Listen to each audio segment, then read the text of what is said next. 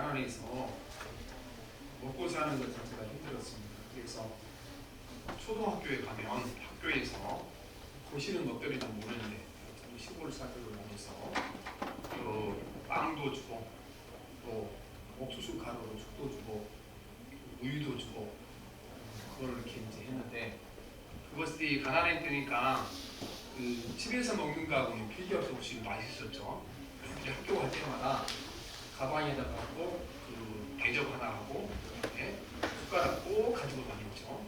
근데 너무 즐거운 시간이었습니다. 그런데 학교에 가는 것이 이제 그거 먹는 재미로 간 것도 있었지만 학교에 가서 강냉이 죽만 먹고 지식을 배우지 못하면 아무 쓸모없는 일이다 그 말씀입니다. 학교에 가는 목적은 우리가 우유를 얻어먹거나 빵 먹으러 오는 것이 아니고 거기에 지식을 배우러 가게 되는 것입니다. 지식을 배우지 못하면 평생 얻어먹고 살게 되겠죠. 지식을 배워야 그 지식으로 돈 버는 방법도 알고 쓰는 방법도 알고 세상을 살아가는 방법도 알게 되는 것입니다. 그런데 오늘 우리가 신앙생활하고 예수 믿다 보면 비슷한 일이 벌어집니다.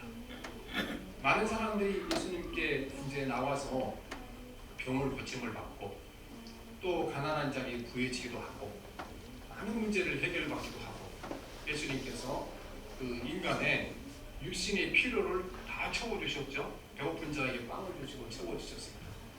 그러나 우리가 예수님께 나와서 병 고침을 받고 또 배고픔을 해결하고 해소하고 여기서 끝나고 나면 예수 믿는 것이 진짜 귀한 것은 아무것도 얻지 못하게 되는 것입니다. 예수님께서 우리를 부르신 것은 육신의 필요가 중요한 것이 아니고 우리가 보니까 너무 불쌍해서 긍휼이 있어서 육신의 필요를 채워주시지만 주님에게 진짜 주시고 싶은 것은 병 고치는 것도 아니고 우리에게 음식을 제공하는 것도 아니고 이상의 것을 주시기를 원하시는 것입니다. 인간이 가지고 있는 가장 근본적인 문제, 모든 사람은 태어나면 죽음으로 가게 되어 있잖아요. 그래서 죽음의 근원이 되는 우리를 죄에서 용서해 주시고 사망에서 벗어나게 하시고 지옥 가는 길에서 벗어나게 하셔서 하나님 나라에 가서 영생을 누리게 하시는 것이 이것이 우리를 부르시는 목적이다 그 말씀인 것입니다. 그런데 인간이 너무 육체의 중심으로 살아가기 때문에 예수를 믿으면서 항상 우리가 예수님 앞에서 나오는 것이 여기에 세상 것에만 초점이 맞춰줄 때가 많습니다. 예수 믿고 부자가 되는 거, 예수 믿고 이렇게 이제 세상에 성공하는 거 그렇게 하는 거죠. 그래서 우리가 이제 그 간증을 듣다 보면은 잘못된 간증이 많습니다. 잘못된 간증. 내가 예수를 믿고 이렇게 예수 믿고 구원받은 하나님의 자녀 되어 비록 가난하고 병들었지만 주님 은혜가 나에 함께하고 내가 부활에 소망했기 때문에 이 가난한 삶도 고달픈 삶도 감당하고 내가 잘 살아간다. 사실 이게 가장 좋은 간증이거든요. 근데 어떤 간증들을 보게 되면요, 이게 인간의 욕망을 부추기는 간증을 해요. 내가 막 예수 믿고 부자 된다. 예수 믿고 내가 성공했다. 예수 믿고 우리 자녀들이 막 잘 나간다. 여기서 끝나면요, 그 간증이 아니에요. 사람의 신앙을 망치는 것입니다. 그래서 오늘 또 우리는 이제 육체의 필요를 넘어서서 우리 영혼을 구원하시려 오신 그 목적. 그래서 우리가 내가 예수님 앞에 나와서 예수님이 십자가에서 이루어진 일, 그 일을 구해야 되고 그 일이 가장 귀한 일인 것입니다. 그 십자가에서 우리 죄를 용서하시고 사망에서 건져주시고 지옥불에서 건져주시고 또 하나님 나라에서 영생을 누리게 하는 것, 이것이 내가 예수님 목적이 되어야 하고 예수 믿고 얻은 것 중에 가장 큰 것이 되어야 될 줄 믿습니다. 그 요한복음에 보게 되면 똑같이 예수님 앞에 와서 질병을 고침을 받았는데 한 사람은 여기서 끝납니다. 예수님 앞에 나와서 내가 병 고침 받고 평생 소원 해결됐으니까 이제 예수님 나와 빠이빠이 합시다 해야 되는 사람이 얘기가 나오거든요. 그 얘기가 요한복음 5장에 보면 나와 있습니다. 5장에 보면 예수님께서 예루살렘을 이제 방문합니다. 그러니까 이제 상식적으로 복음서 중에 요한복음서는요, 예수님께서 어디서 활동하셨을 주로 갈릴리 지역에서 활동하셨던 그쪽 지역. 그런데 요한복음은요, 어디에 강조하냐? 예수님께서 유대 땅에 오셔서 예루살렘에 방문했을 때 했던 일을 많이 기록하고 있어요. 그 특징이 요한복음 특징이 이랬죠. 예루살렘에 왔는데 그때에 베데스다 연못이라는 곳에 거기 그 중환자들이 많이 모이는 곳입니다. 예수님께서 거기를 방문하셔서 아마 그 중에 가장 오래 거기서 치료받고 있던 사람이 맞습니다. 38년 된 병자를 만난 겁니다. 그래서 이 사람을 만나서 이제 그 병을 고쳐주시죠. 이제 고쳐주셨는데 이 사람이 병을 고친 날이 바로 안식일입니다. 안식일. 토요일이 안식이라고 하는 거죠.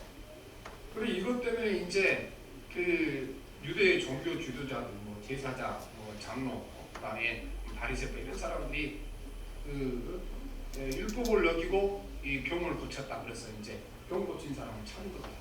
병 고친 사람을. 그래서 이 사람에게 물어봅니다.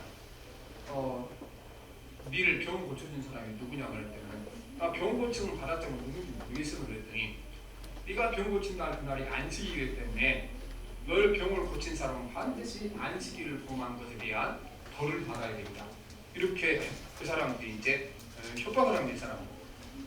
그런데 우리가 이 안식일을 지키는 거 이것이 예수님인 당시 유대인들에게는 굉장히 중요한 게 있습니다. 우리가 생각하는 그 이상으로 중요한 겁니다.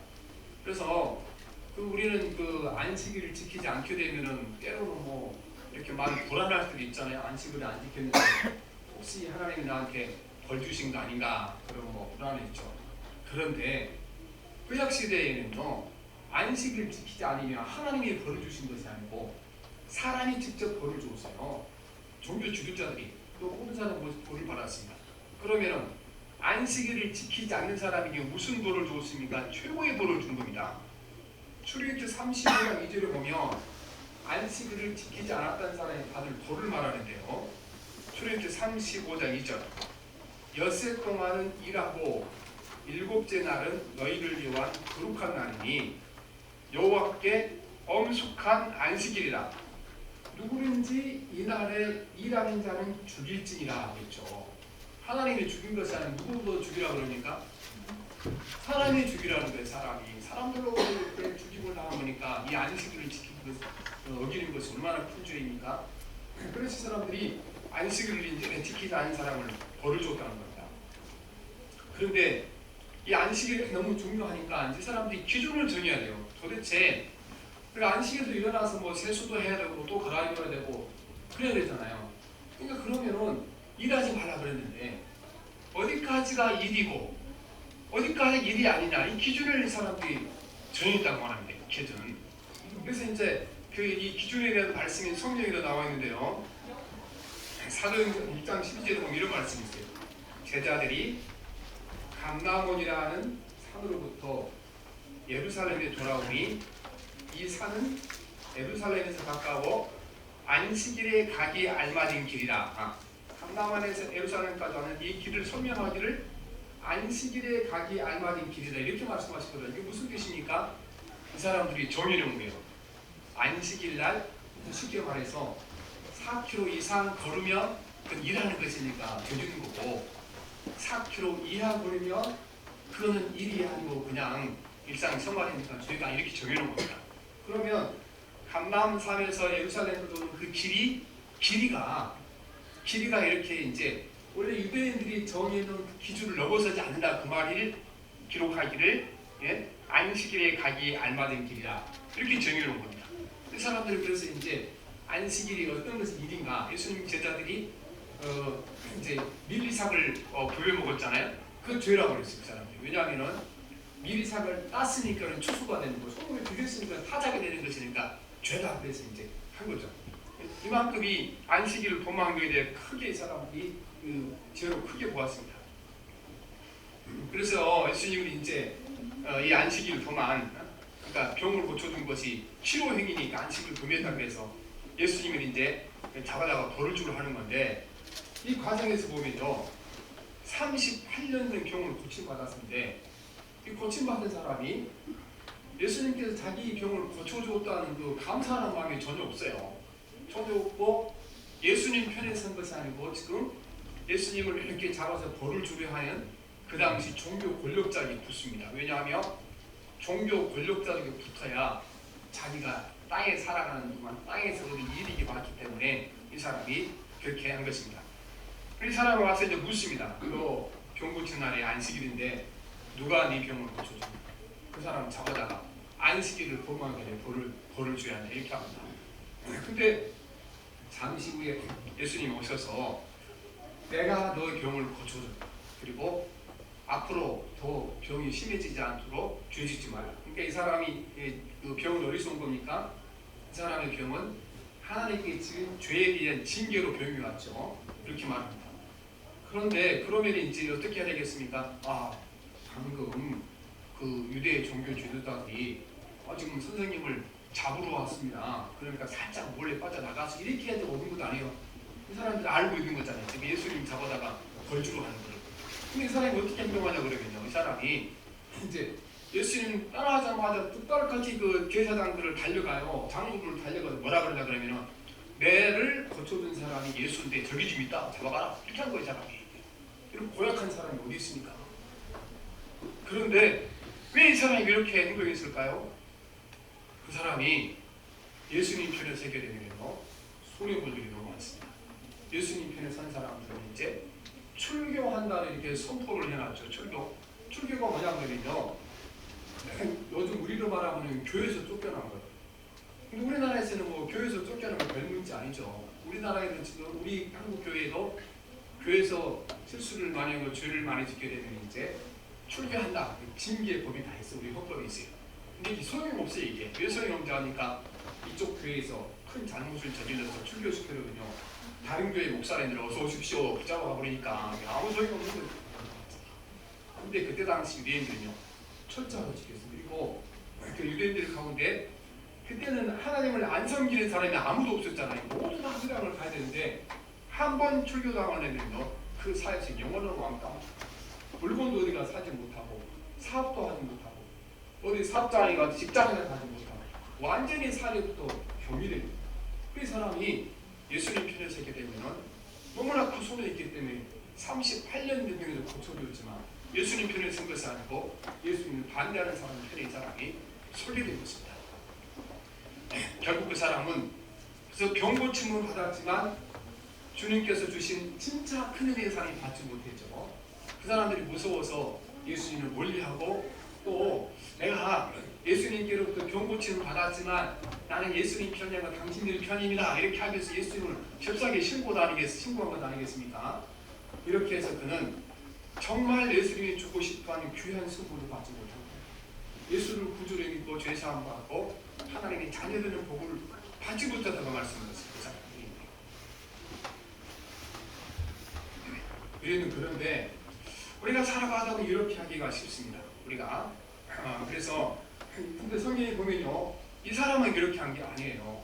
많은 사람들이 예수님을 만나보고 예수님이 메시아에서 알고도 예수님 편에 선 것이 아니고 예수님의 반대편에 섰습니다.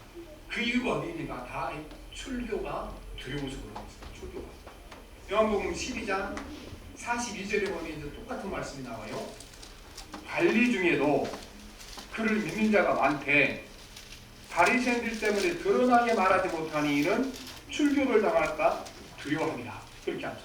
이 다음 구절을 보게 되면 이들이 세상 영광을 하나님의 영광보다 귀히 여기다라 이런 말씀이 나와 있습니다. 우리는 이제 우리가 예수님 앞에 나와서 병고침을 받고 이렇게 이제 가난한 사람이 부자가 되고 여러 가지 세상의 복을 받게 되는 거죠.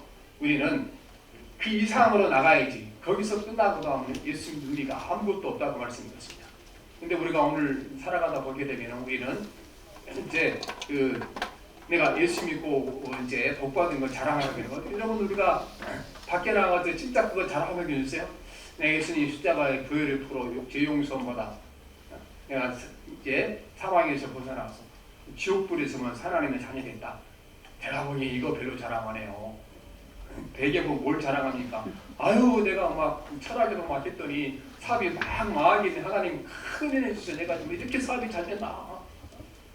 매년 막 이렇게 내 돈이 늘어나는데 이걸 자랑한 사람은 봤어도 내가 예수 믿고 구원받은 하나님 이걸 자랑하는 사람 못 봤어요.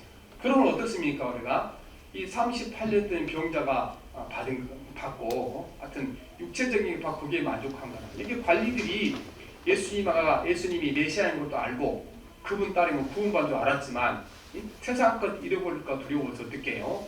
예수님 편을 서지 아니하고 그 유대 종교 지도자들 편을 선 사람 우리가 다른 것이 무엇이 있겠습니까?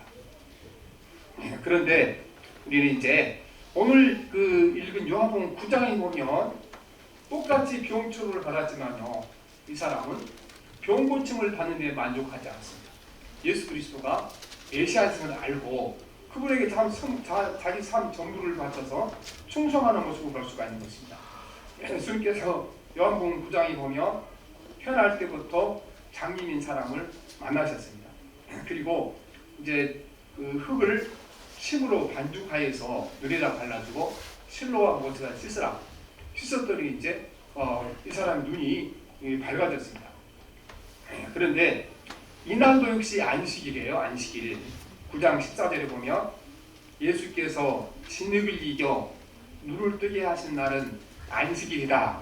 이렇게 말씀하셨죠.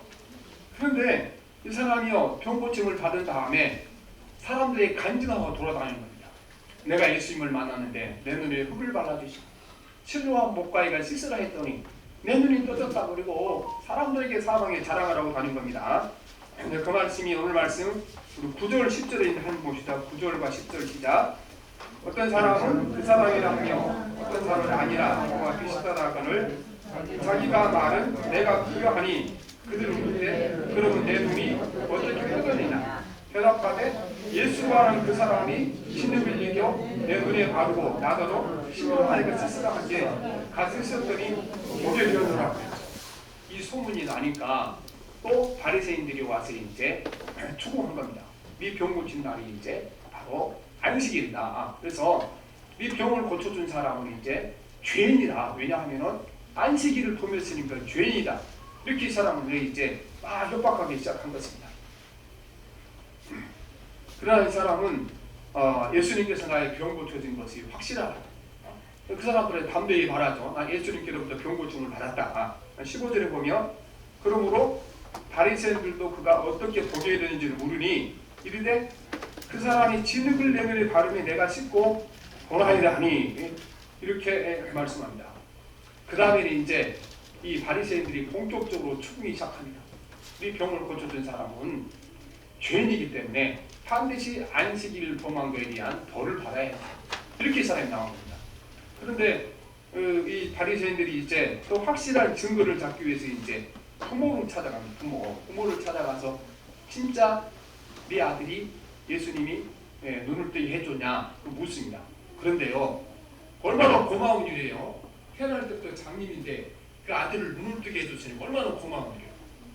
그러면 부모들이 어떤 어려운 일이 있어도 네 맞습니다. 예수님이 네 아들 눈을 뜨게 해줬습니다. 그래야 되는데요.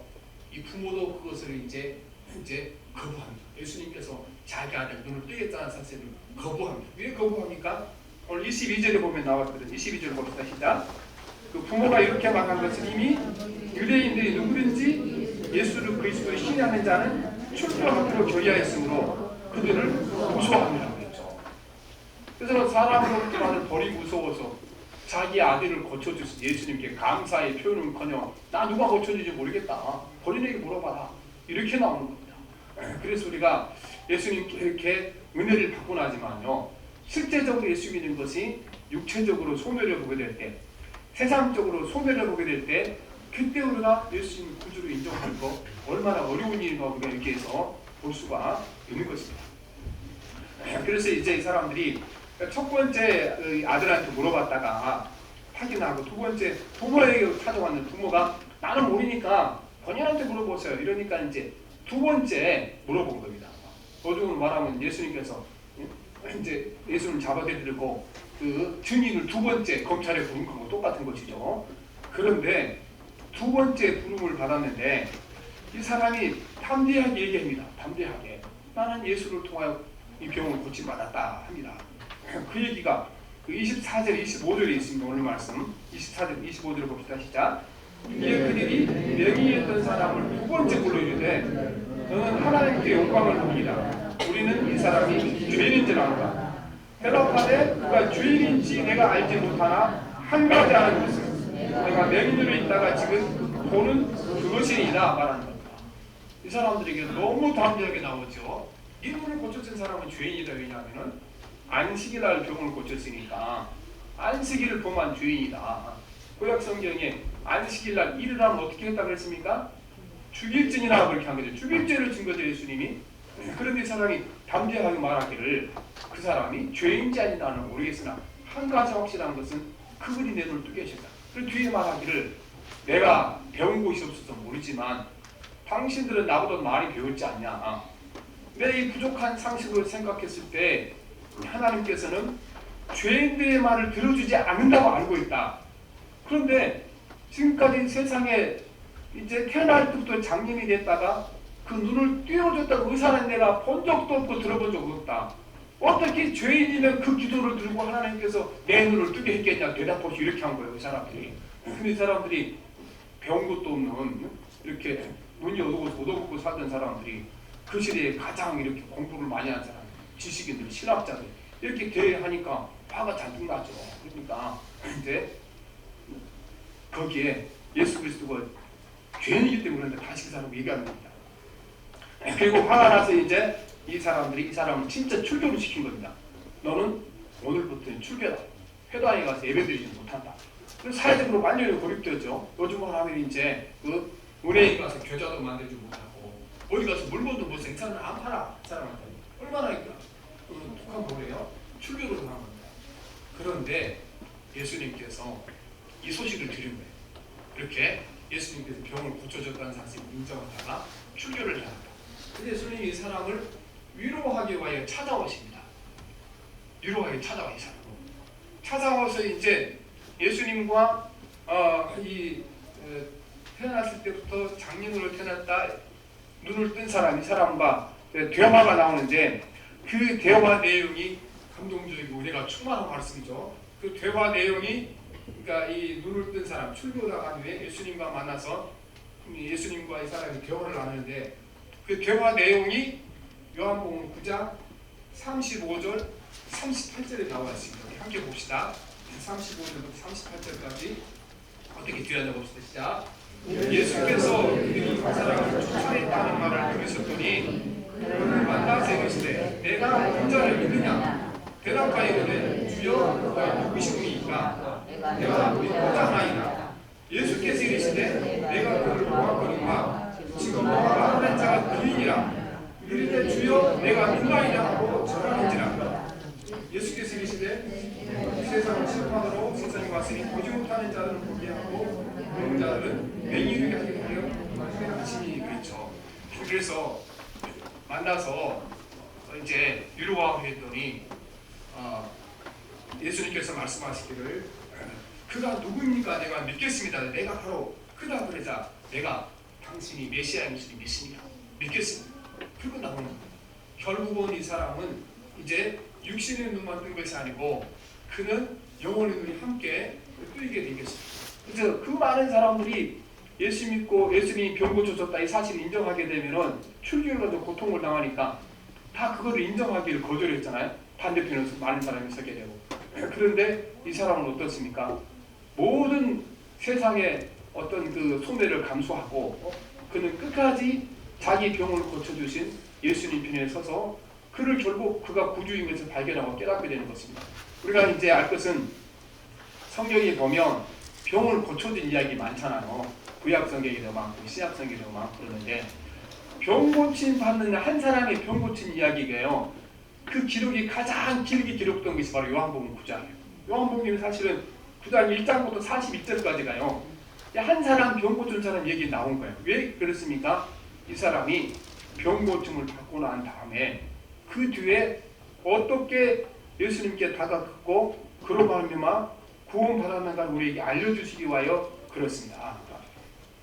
우리는 예수님을 믿고 우리가 이제 기적을 경험하고 또 많은 그 예수님의 더 육신적인 혜택을 누릴 수가 있는 것입니다. 거기서 끝나는 사람들은 불쌍한 사람들인 것입니다. 예수님의 기적을 통하여 우리의 육체의 필요를 채우신 목적은 기적을 통하여 예수님께서 메시아이신 것을 깨닫게 하시는 것이 목적인 것입니다. 메시아이신 것을. 그걸 깨닫지 못하게 되면은 예수님 이름으로 병 고침을 받고 기적을 경험해도 그 기적의 사실은 별로 도움이 되지 않습니다. 왜냐하면은 인간의 육체라는 것은 예수 은혜로 부자가 되는 것은 때가 나마다 없어지는 거잖아요. 그러나 끝까지 예수님께 받은 은혜가 영원토록 남아있는 것은 그분의 십자가 앞에 나와서 구원받은 하나님의 자녀가 된 것만 남아있는 줄 믿습니다. 그래서 우리가 이제 주님 앞에 나와서 육체의 문제를 해결하죠. 반드시 예수님께서 해결해 줄 줄 믿습니다. 그러나 우리 신앙이 거기서 그쳐서는 안 될 줄 믿습니다. 우리가 거기서 그치지 않고 반드시 우리 신앙의 목적이 예수님께서 십자가에서 주신 그걸 받는 것까지 가야 될 줄 믿습니다. 주께서 우리에게 주신 것이 가장 큰 은혜는 어디서 주신 것입니까? 십자가에 주신 것입니다. 그분이 우리 죄를 십자가에 죽으신 것이고 우리 죄를 용서하심으로 말미암아 우리를 사망에서 벗어나게 하시고 또 현재 우리를 영원한 지옥에서 벗어나게 하시고 영생을 얻게 하신 것이 그분이 우리에게 주신 가장 큰 목적이 되어 있습니다. 예수님께서 말씀하기를 이제 나는 너희에게 썩을 양식을 주러 온 것이 아니다. 영생할 양식을 주러 왔다고 말씀하시는 것입니다. 우리가 육체의 필요만 채우고 세상의 필요만 채우고 나면은요 썩을 양식을 얻어 먹고 사는 것입니다. 주께서 말씀하시길 썩을 양식을 위하여 일하지 말고 영생하도록 있는 양식을 위하여 하라. 이 양식은 인자가 너에게 주르니 인자는 아버지 하나님께 인치신 자들이라 말씀하셨습니다. 예수님께서 영생하도록 주실 양식이 뭐라고 말씀하셨습니까? 내 살을 먹고 내 피를 마시지 않게 되면 내가 이제 구원받지 못하라고 말씀하셨잖아요. 이것은 우리가 예수님이 나를 위하여 찢기고 상하시고 피 흘리신 그것을 믿고 예수 그리스도 앞에 나오며 죄 사함을 판단해 진리를 우리가 믿는 것을 말씀하는 것입니다.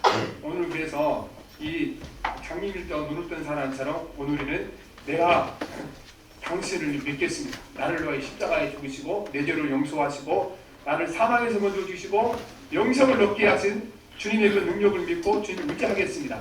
이 믿음으로 우리가 믿음을 가져야 될 줄 믿습니다. 그분은 이제 육신의 눈만 뜬 것이 아니고 영의 눈까지 함께 뜨게 되어 있습니다. 그래서 이제 예수님의 말씀을 듣고도 알아듣지 못한 이 바리새인들을 이제 책망하고 계시는데 39절 41절에 보면 이렇게 말씀합니다. 39절 예수께서 이르시되 내가 심판하러 이 세상에 왔으니 보지 못하는 자들은 보게 하고 보는 자들은 맹인이 되게 하려 함이라 하시니 바리새인 중에 예수께 함께 있던 자들이 이 말씀을 듣고 이르되 우리도 맹인인가? 예수께서 이르시되 너에게 맹인이었다라면 죄가 없으려니와 본다고 하면 너희 죄가 그대로 이민이라 이렇게 말씀하십니다. 우리는 이제 예수 그리스도 안에는 구원의 은총을 봐서 그분이 십자가에서 우리에게 주신 것이 가장 귀한 선물인지를 기억하시길 바랍니다. 그런데 저나 여러분이나요 사실은 이거 거의 느끼지 못하고 살아가지고 그래서 우리는 내가 막 병들었다 나은 거, 그 다음에 뭐 자녀들이 잘 된 거, 그 다음에 부자 된 거, 어쩌다 어디 시골에 뭐 집안한 사람들이 그게 갑자기 개발이 돼서 두 배를 떼는 거 이런 거 기뻐 쩔쩔 모르죠, 그렇죠? 그런데 우리가 진짜 그렇게 하면요, 우리는 베레스다 목가에서 38년 병자가 자기 병 고침을 받고 기뻐한 거 똑같은 겁니다.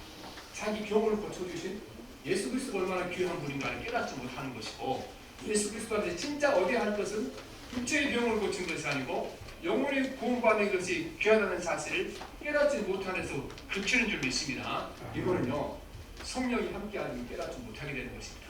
그래서 사순절날 이제 우리가 그것이 바뀌어야 될 줄 믿습니다. 육신의 필요를 채워주시고 내가 세상에서 필요 채워주시는 것 이거보다 큰 것이 무엇이겠습니까? 큰 것이 예수님 십자가에서 내 영혼을 위해 죽어주시고 우리를 사망에서 건져주시고 지옥에서 건져주시고 영생을 얻게 하신 것이 이것이 내가 주님께 받은 가장 큰 축복이고 가장 은혜이다. 이것이 여러분 깨달아지지 않게 되면 우리는 진짜 예수 믿는 것이 아닌 것입니다. 오늘 이제 편할 때부터 장님을 태어났다가 눈을 뜨고 그는 거기 영적인 눈까지 떠서 예수 그리스도가 메시아인 것을 아시고 그는 세상의 모든 손해를 감수하고 끝까지 예수님 편에 서서 내가 믿나이다. 고백하고 구원받았던 것처럼 우리는 이 장님으로 있다가 눈뜬 사람, 이 사람이 받았던 영생의 복을 받아야 될 줄 믿습니다. 그래서 우리가 살아가면서 이제 육신의 것보다 영혼이 더 귀하다. 이를 깨닫도록 기도하셔야 되겠습니다. 이것이 아무나 깨달아진 것이 아니에요. 성령이 함께하지 않게 되거든요. 자연히 우리가 육신적인 것이, 세상적인 것이 내가 예수 앞에 나와서 구원받고 하나님의 자녀인 것보다 귀하게 여겨질 수밖에 없는 것입니다. 우리가 40년 동안 기도하는 말미암아 이것이 바뀌어지게 되기를 바랍니다. 세상의 어떤 것보다도, 어떤 성공보다도 주님 자체가 가장 큰 선물이고, 주님이 나를 해준 일에 어떤 일이 가장 귀한 겁니까? 나는 부자로 만들어준 것도 아니고 병고 준 것도 아니고 내 죄를 위하여 십자가에 죽어주시고 사망에서 건져주시고 천국 백성 되게 하신 것이, 이것이 가장 내가 받은 큰 은혜이고 은총인 줄 깨닫게 될 줄 믿습니다. 이게 확실히 깨달아지게 되면 여러분, 우리가 세상에 좀 가난해도, 비록 내가 병이 들어서 때로는 병이 나지 않아도 다른 사람들의 멸시를 바라고 우리 가운데 아무 문제가 없을 줄 믿습니다. 이렇게 기도하겠습니다. 살아계신 하나님 아버지, 오늘 38년 된 병고침을 받았지만 그가 하나님 땅의 것만 중요하고 영혼이 구원받는 것 깨닫지 못하여 예수님 편에 서지 아니하고 예수님이 원수들의 편에 섰습니다. 많은 하나님 관원들이 예수님이 진실인 걸 알고 메시아는 알았지만 세상 것을 잃어버릴까 봐 예수님 편에 서지 못하고 세상의 편에 섰습니다. 난 오늘도 우리가 이들처럼 똑같이 살아갈 때가 너무 많았습니다. 주께서 우리에게 주신 가장 큰 복이 나를 위해 십자가에 죽으시고 내 죄를 용서해 주시고 사망에서 건져주시고 지옥불에서 건져주시고 하나님의 자녀 삼아주신 것이 그것이 가장 큰 복인데, 하나님 우리가 이것을 큰 복으로 여기지 못하고 세상 것을 또 기울여 사람들 용서해 주시옵시고 이제 성령께서 함께 하셔서 이 복이 가장 큰 복을 깨닫게 도와주셔서 우리는 하나님 세상에서 구하는 그 이상의 것을 예수님께 구하고 살아가게 도와주시옵소서. 예수님 이름으로 기도합니다. 아멘.